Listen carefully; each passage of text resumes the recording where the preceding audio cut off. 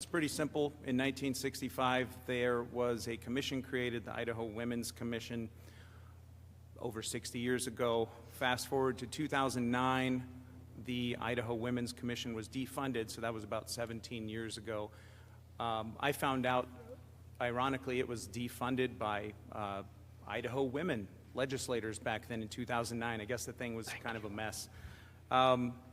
Fast forward to 2025, last year we passed the Code Cleanup Act. I think probably everyone in here voted for it, or most of us. And part of the Code Cleanup Act, which we've been hearing bills on for the last several weeks, tasked us with getting rid of obsolete, unnecessary, redundant code. So currently in 2026, bringing us to Senate Bill 1236, that's what this is. The Idaho Women's Commission does not exist anymore. It's just a line in code that's been sitting there for 17 years. There's no staff, there's no money, there's no appropriations. It's just janitorial work on Idaho code. So with that, Mr. President, debate is open. If we're going to kill the Women's Commission today, I want to give it a proper burial and memorialize it appropriately, if that's okay. And I think it is important because this is an important commission that existed. And I think it is important to think about the women and men who worked on the commission to really advance women's rights and our place in political and economic life in the way they need. So, Mr. President and Senators, thank you for your patience.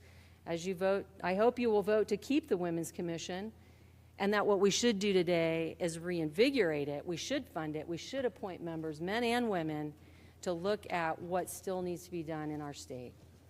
Thank you, Mr. President. Thank you. So, Mr. President and Senators, thank you for your patience.